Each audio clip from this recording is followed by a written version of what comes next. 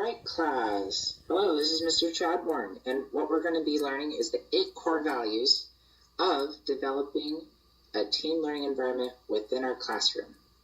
Now let's go ahead and start with the first core value, which is diversity.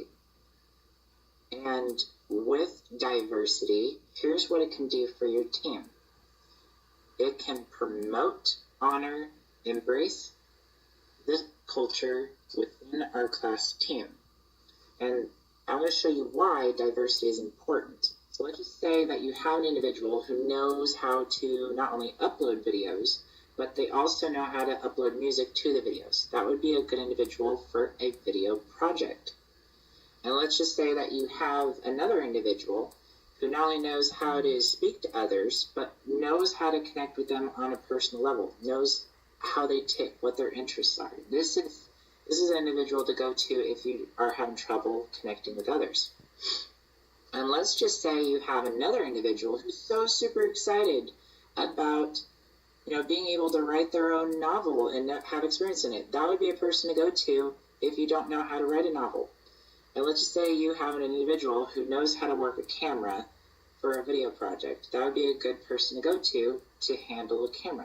The point is, everybody's backgrounds, everybody's interests, and everybody's experiences can contribute to new ideas and other ways to handle the same problem or the same challenge. So it's always good to have a diversity within your team because you have new approaches to consider and various ways on how you can be able to handle a challenge. That's why diversity is extremely important. Now let's go ahead and go into our second core value, which is integrity. Now, to maintain this diversity, integrity, what it does is we have to be true to ourselves and to those around us by saying what we mean and doing what we say. Now, let's just go ahead and put this into perspective. Let's just say that you have a person who just came to school and they notice that their classmate is riding their bike towards them. And before they actually go into the school, they strike a conversation or start a conversation. So let's go ahead and see what maybe is being said. Hey bro, would you take some time to look at my story before class starts? I just need someone to look it over real quick and let me know if it needs improvement. Now let's just say the individual's response, who notices their classmate, says, sure bro, I can do that. But what does it mean to not be integrous? Let's just see an example for that. So this individual is actually thinking, I don't really want to, but I will just nod and say the story is great even if it isn't. This is an example of being non-integrous. So it's always important to make sure that you're genuine with your words and your actions and make sure that you help out your teammates. Now let's just also put another example of what it means to really have integrity as a core value within your team and handling challenges as a team. So just say you have one person in the team that says, okay, so we decided to do a video of us performing a scene from Romeo and Juliet. Who will hold the camera, who will be Juliet, and who will be Romeo?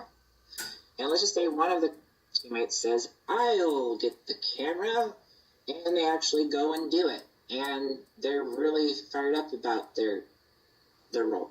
And let's just say that the other one mentions, I will be Romeo. They're committing to that part. So automatically, the last person says, sweet, I'll take the last role, which is to be Juliet. This is how you could be able to collaborate and be integrous with one another, because as each one does their own role, it also creates our next value, which is developing that strong connection within your team.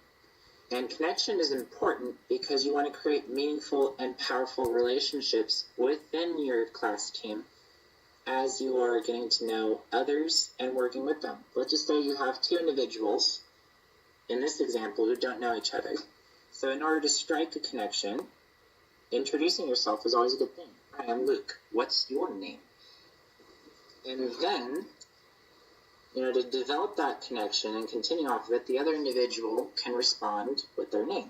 My name is Tasha. And then, from there, they can develop into more conversations. Now let's say that you have another individual or a couple individuals who are actually in class and they know each other, and the one individual notices their classmates working on an activity and they're concerned. And they are concerned. So they talk to them and they say, I see that you're struggling with the activity. Would you like some help? And the individual that's working on the activity notices and they say that I think I got it, but thanks for asking. What this does is it creates a genuine connection because they're assuring them that they do have what it takes to complete it and that they acknowledge what the other person is doing for them and thanking them. And so now this goes into relevance, which is to seek relevance in beauty, meaning in everything that we do. And let's just do an example of what that actually looks like. So let's just say we have a group of 3. One is reading from a book. And they mentioned how the main character in this book reminds them of their brother, and he usually is quiet and loves to build robots. Now, how someone else can actually contribute to what's being said is that they could say, that is cool, man. I have an uncle who runs a robotics club after school. This is creating a relevant connection to the one who has a brother who loves robots. And the next teammate can also make a connection by saying how her mom's a drone programmer. She codes drones to fly, light up, and do a dance in the sky. These are all relevant back to the original point, which is the subject about robots. All right. Now let's go into the core value of balance. So balance is important because we need to be able to create achievement and enjoyment in each day through balance.